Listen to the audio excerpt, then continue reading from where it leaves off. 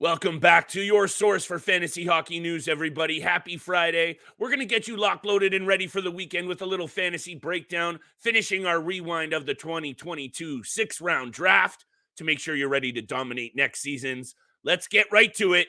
Thank you for joining us. You're Locked On Fantasy Hockey, your daily podcast on fantasy hockey. Part of the Locked On Podcast Network, your team every day.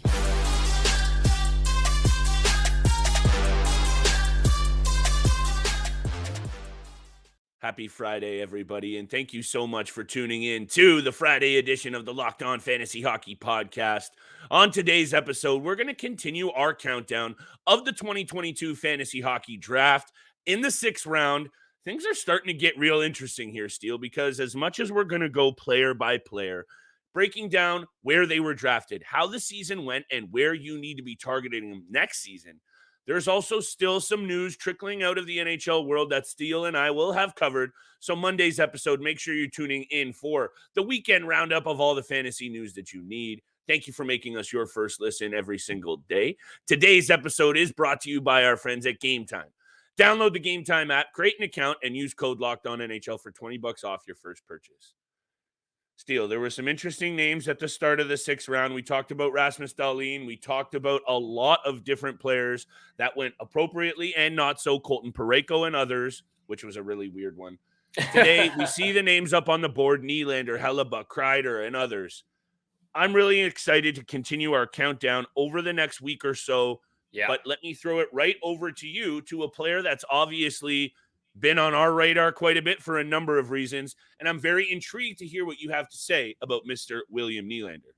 Yeah, I'm very intrigued as well, and I have very fluctuating emotions when I watch William Nylander play. Sometimes he just frustrates the hell out of me. You know, very soft in the corners, not a physical guy. We all know that's not a part of his game, but there's times where it's like, man, just take the extra couple of strides, get the puck. But that's just me. And that's based. This ain't fantasy based right now. Fantasy wise, he's an absolute machine out there. First time 40 goal scorer this past season, 87 points in the full 82 game season. He comes in through the clutch many times in overtime and late in the games.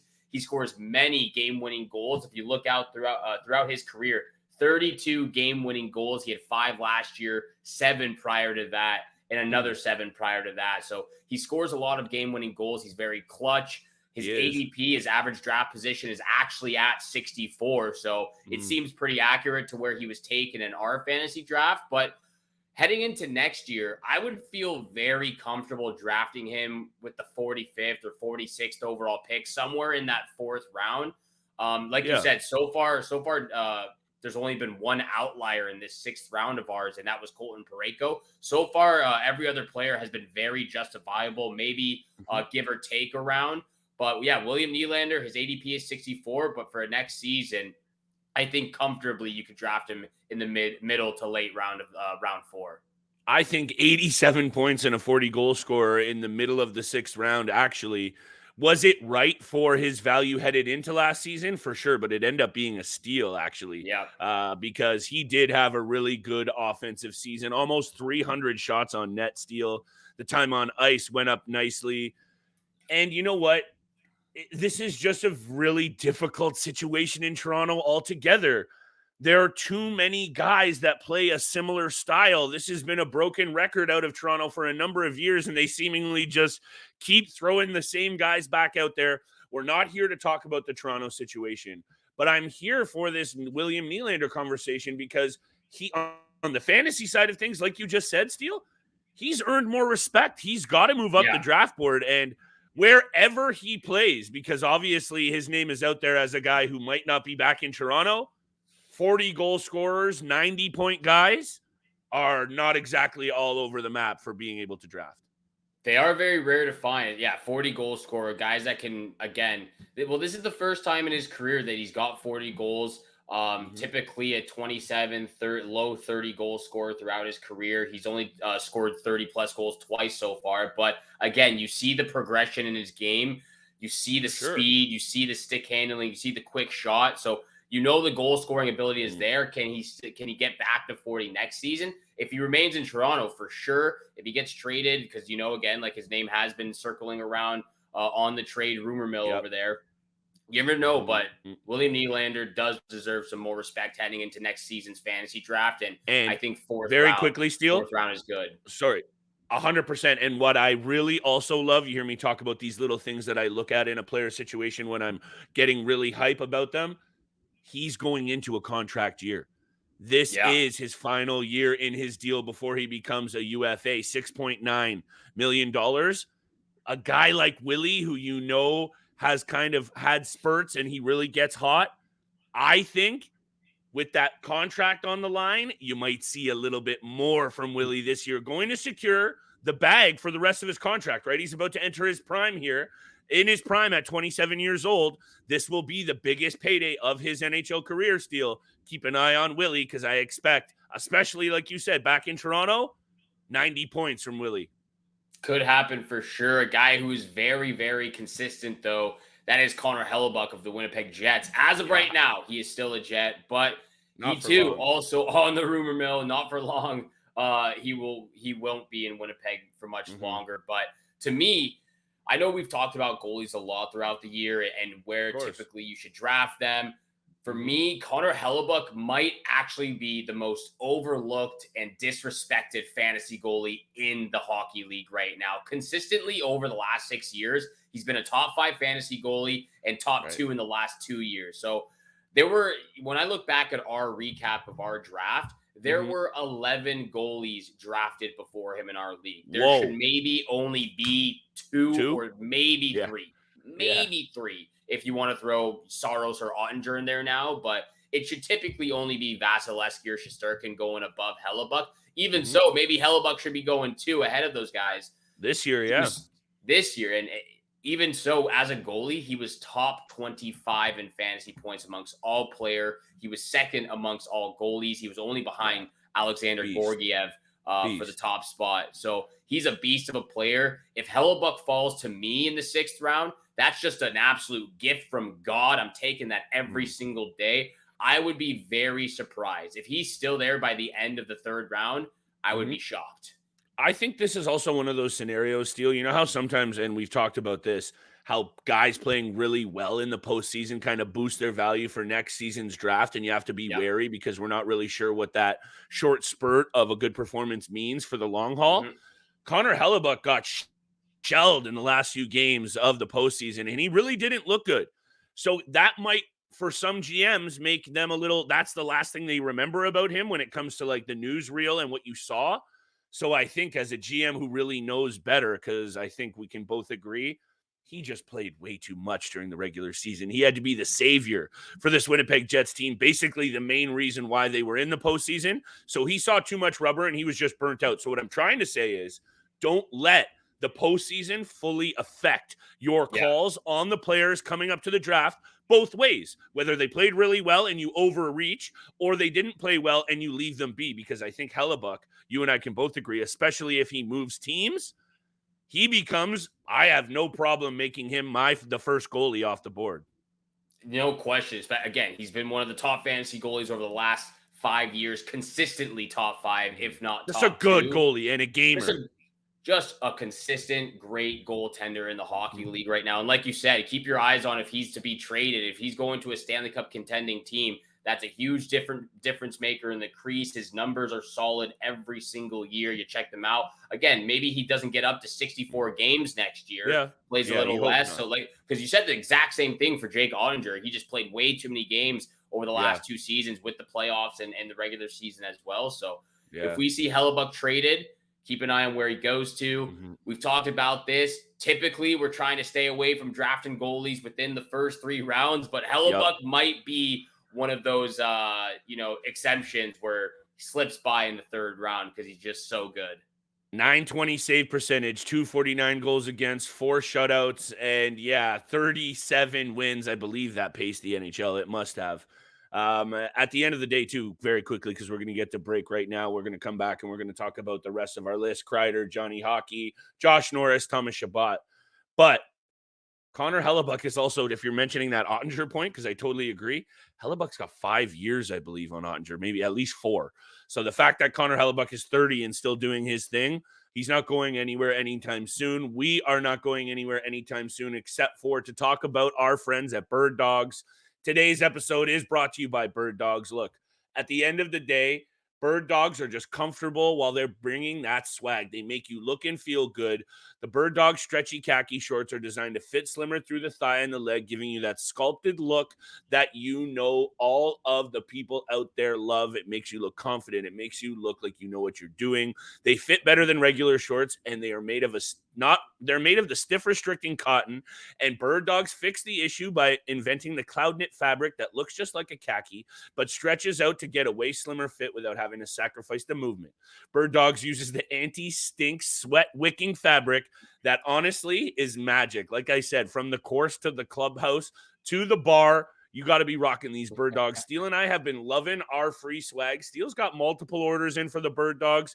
You got to be checking him out all summer long. They're just so comfortable and fashionable. Make sure you head over to birddogs.com/LockedOnNHL for a free Yeti style tumbler with your order. That's birddogs.com/LockedOn for a free Yeti style tumbler. That's it right there. Steele's flashing it. It's sexy.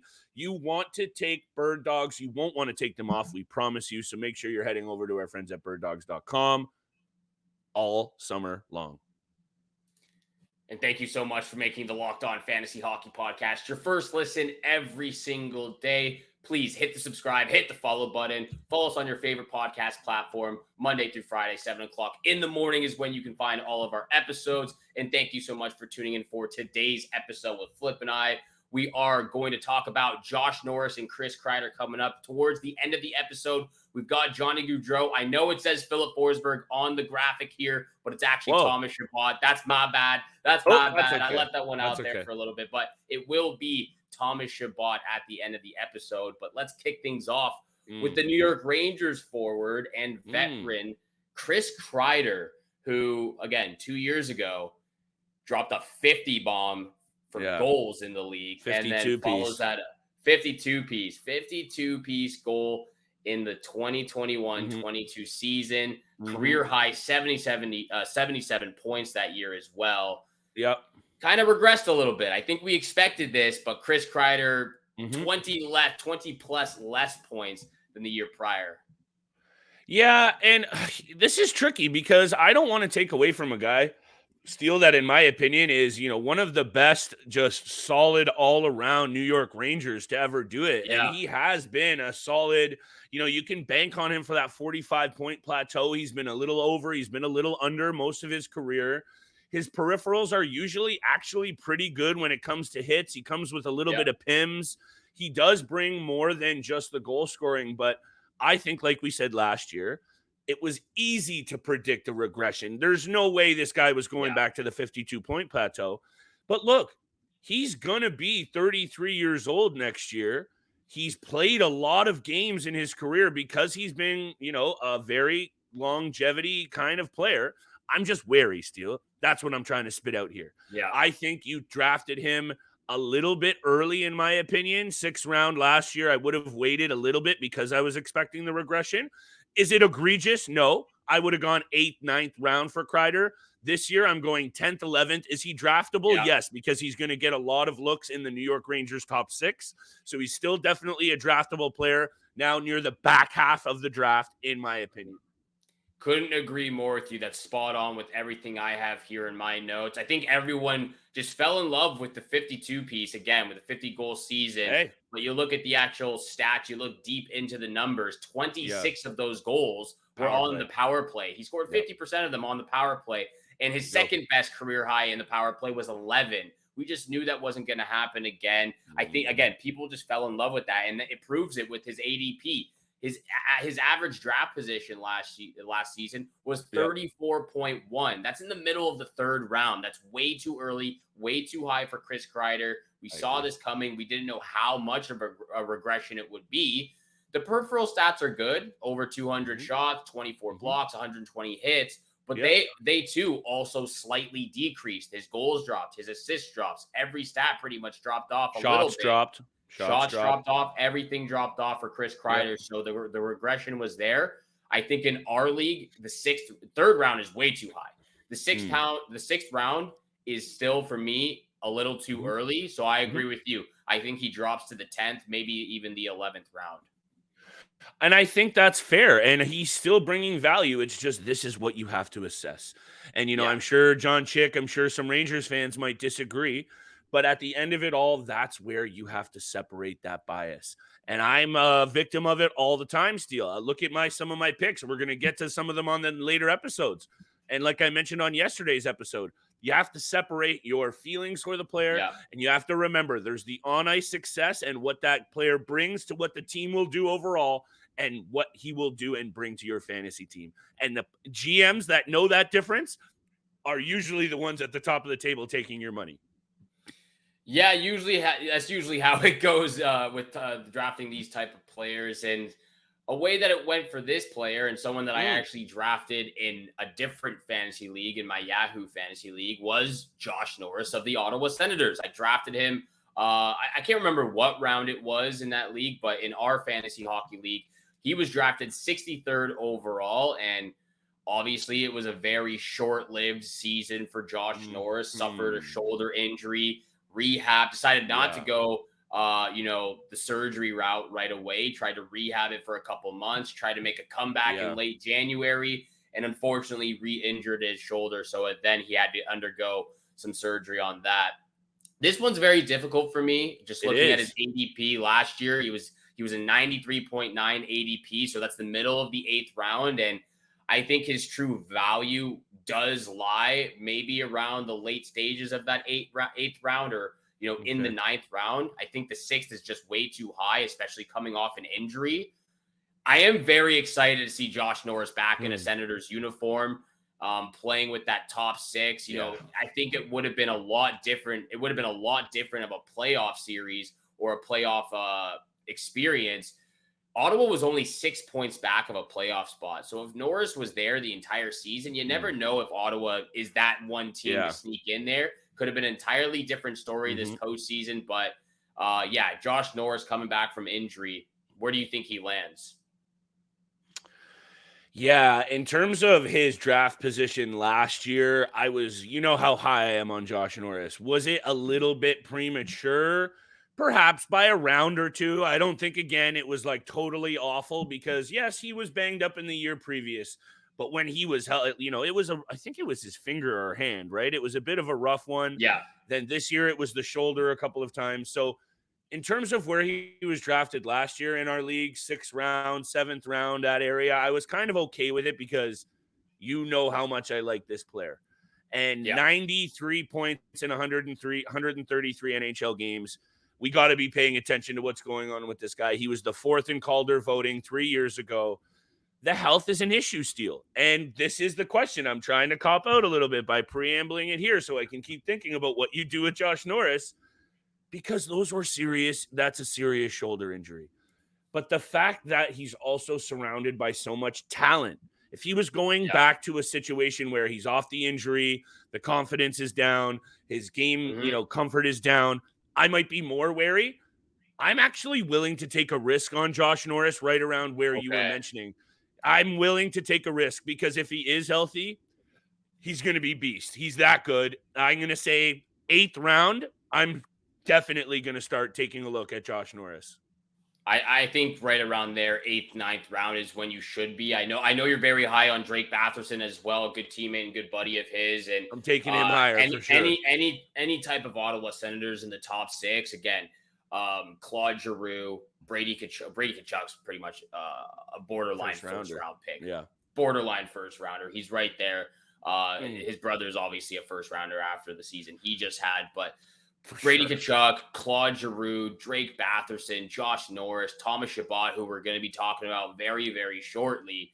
These are all guys who, to me, very easy. Maybe we'll get to Thomas Chabot, but those are the top 6 forward guys are guys that you are draftable in the top 8 rounds of the fantasy hockey league. We are going to get we are going to get to Thomas Chabot, another Ottawa Senator player drafted in this 6th round. Kick things off with Johnny Gaudreau, drafted 62nd overall in our fantasy hockey league. But this episode is brought to you by one of our favorite sponsors on the show, and that's Game Time. I literally use this app every single time I'm looking for sporting event tickets. Buying tickets to your favorite sporting event doesn't need to be stressful. That's why I use this Game Time app.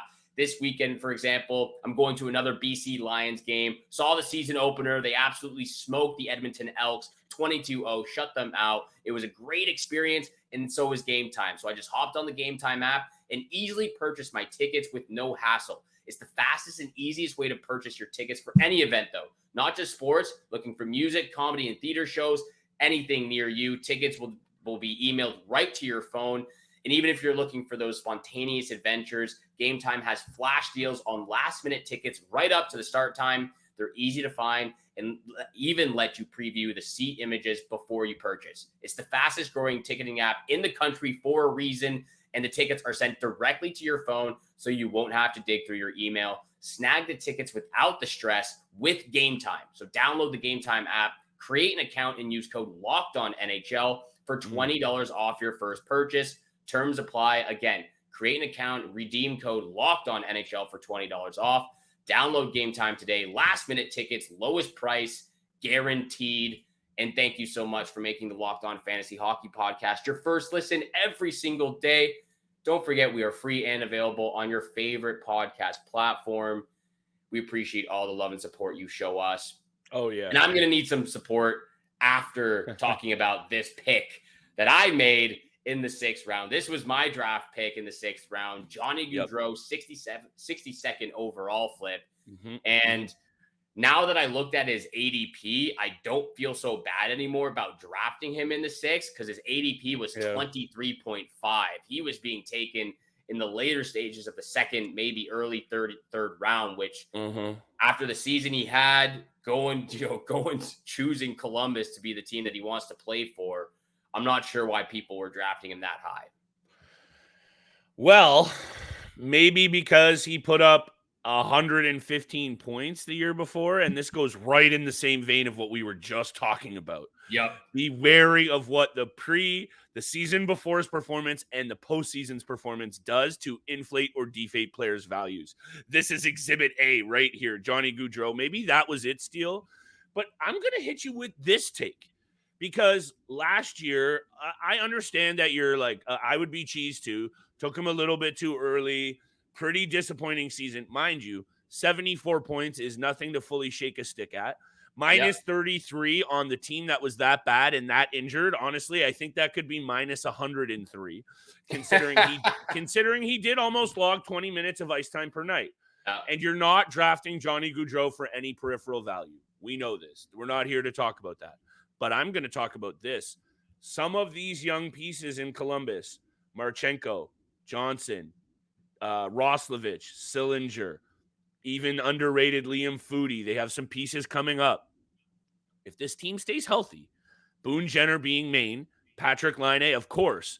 I think if that line stays together, Steele, I don't know about the Columbus Blue Jackets overall, but I think that line can be very effective. I think there are some... there are a few good pieces on the team. And again, you mentioned it right there that they were one of the top 3 teams in the NHL that just struggled with games lost to injuries throughout the entire year. So like you said, he still had a good season with everything, all things considered, with the amount of games that his teammates missed. And going to a new team, going from Calgary to Columbus, still a good season. 21 goals, 74 Fantasy-wise, points. Fantasy-wise, still a good season. 21 goals, 74 points. I think he bounces back. That's what I'm feeling. I don't know about that. See, I remember drafting him, and I remember saying out loud that I'm taking a chance on this player, and I do believe I reached on him just a little bit. I think I took him too early in our draft, and we knew that his fantasy value was going to drop going from Calgary to Columbus. I don't know if he bounces back in that type of way. I can see him either remaining the same. I could definitely see him putting up the same stats, but I'm just looking at a fantasy standpoint. 2 years ago, with Calgary, he was the 16th best fantasy hockey player that season. Last year, he was 124th. And again, I understand Patrick Laine was injured, Boone Jenner was injured, Werenski was injured. The team was really bad. But to me, if you're drafting him any higher than round 8, I'm good luck, goodbye, because I just don't think that's a good pick. 9 or 10 or later, and you can get Gaudreau, though, and things go right. And, those are ifs, those are caveats. I think this is one of those ones that I know other GMs are going to sleep on. That's where I'm looking at this. I think he's going to drop, and he should, because what you're saying is also accurate. I just think if he drops too far, we're going to be on this kind of show next year going, we slept on Gaudreau, because let's not forget he is an elite offensive talent. Is his game a little one-sided? Does he need a little help from his line mates? For sure. But look at what he can do when there's a line mate on his wing that stays healthy in Calgary. Like Matthew Tkachuk, there's not many like him. But Patrick Laine brings a wrinkle. Boone Jenner does too. And I think, this is one of those situations still where I want to bet you on the point total. I'm going to say over 80.5 points. He finishes with 81, 82, 83. We'll talk about some side bets as we get closer to the year. But let's get into Mr. Thomas Chabot. I'll throw it over to you. Thomas Chabot, the 61st overall pick in our fantasy hockey draft, the first overall pick in this 6th round, finished with 11 goals, 41 points in 68 games. Another guy who struggles with injuries throughout his career so far. ADP, his average draft position is 112, which is round 10. I think, again, looking at him both from a hockey standpoint and a fantasy hockey standpoint, the 61st overall is just way too high not way too high, but it's too high. I think it's a little early. It's a little early. This might be a player to draft a little bit earlier than 112, what his ADP is at right now. I have him sitting at like 99th or the 100th pick in the draft. I think that's the most appropriate spot for Thomas Chabot, because I still think he's working on trying to be that number one defenseman, and he can be. There's the potential is there. We've seen it. But again, let me just pull up the stats real quick. I got it right here. Yeah, I think over his career, he's struggled with injuries so far. I think he hasn't played a full season. The Ottawa Senators are now at a point where if he remains healthy, he's got the talent up front in the top 6 group. The power play looks very, very good, both the first and the second power play unit. Yeah. I could see him getting up to 55 points, maybe 60 next year if he plays an almost full 82 game season because of the guys that he's surrounded by. Again, I just think he's missing one thing to get him to that next level. The injury factor is number one. I think what really hurt him last year in terms of, 41 points, that's still valuable. 123 blocks. His game on that end of the ice is rounding out. And I think that's where it hurt his offensive value, Steele, because we know he can bring it in the offensive end. He had to be too responsible for this Ottawa team. Both goalies get hurt. The top 6 is in flux. The bottom 6 was in flux. They had a number of injuries to key pieces. I believe Artem Zub was out for a little while. Jake Sanderson is another name to watch. I really like Jake Sanderson's game. But Chabot, I think, was a victim of, aside from being banged up, I think he had to shoulder too much responsibility. And there was just too many things working against the Ottawa Senators this year, on the ice, off the ice, or what have you. It just wasn't their year. We know the talent is there, and the talent is there with Thomas Chabot. I'm not ready to give up on this guy even close. This is just, again, one of those cases where I think some guys are going to sleep on Thomas Chabot. I'm with you on where you got to take him, but I think 60 points is well within this guy's reach. And if he puts up 55 and 70 in 2019, I think we're not far off the mark either. Yeah, I don't think we're far off the mark. I think there's definitely, I think you're right though. Again, it's the same with Josh Norris. I'm just, with these two Ottawa Senator guys, I'm finding it really hard where to place them, because I know where I would take Brady Tkachuk. I know where I would take Drake Batherson or Claude Giroux, because Claude Giroux is actually a keeper of mine in my Yahoo fantasy league. Oh, with both weird Josh that you mentioned Claude Giroux, Steele, because we have a little Claude Giroux giveaway coming up. We'll allude to that in a second. We do have a Claude Giroux giveaway coming up this offseason, so make sure you're staying tuned for everything Flip we'll mention soon. But yeah, Thomas Chabot and Josh Norris are just two Senator players that I'm having a little difficulty trying to place. I feel confident with placing Thomas Chabot at the 99th or 100th overall pick in the fantasy draft. But with Josh Norris coming off this injury, it's a little bit more difficult. Most definitely. And also, defensemen are a little bit harder to come by when it comes They're to tricky. very tricky. So I very much love Thomas Chabot. I think there's still a ton of value here. Let's be careful about where you take him. Claude Giroux, signed puck giveaway for our next batch of subscribers. We're pushing all the way to 1,000. We're going to have a draw for a certified Claude Giroux signed puck. If you're a Claude Giroux fan, you're a Philly fan, you're an Ottawa Senators fan, make sure you subscribe. Make sure you follow on Twitter. And we will be having a draw for a Claude Giroux signed puck, and we'll be shipping it out ahead of the season. So make sure, if you're listening, subscribe, drop us a 5-star review, and make sure you're following on Twitter. When do you think, Flip? August, late August, maybe early September when the preseason starts? I'm that's thinking a good time for a little gift. I'm thinking September 1. We'll run it from now to September 1, right up until where training camps are starting to get heavy. Love it. When that kicks off, we'll give away a puck. And I think we're going to start working on some more giveaways, Steele, some more special guests. We got off-season content up the wazoo. So make sure you're tuned and tapped into the show all summer long. Yeah, and we're gonna have to see how many people want to join this fantasy hockey league of ours as well. Just done our first year, heading into our second. We might have 2 or 3 fantasy leagues going on, depending on how many people want to be a part of it. We'll see how many we can squeeze into one league. But we're very, very excited about this offseason. The NHL draft coming up very shortly in a few weeks from now in Nashville. So make sure you're staying tuned for that. And thank you so much for making the Locked On Fantasy Hockey Podcast your first listen every single day. Make sure you're tuning in Monday through Friday, 7 o'clock in the morning Eastern time is when you can find our episodes. And thank you all so much for all the support and for tuning in for today's episode with Flip and I. Have a great day. Good luck with all your summer bets out there. And we shall see you back here again tomorrow. Peace.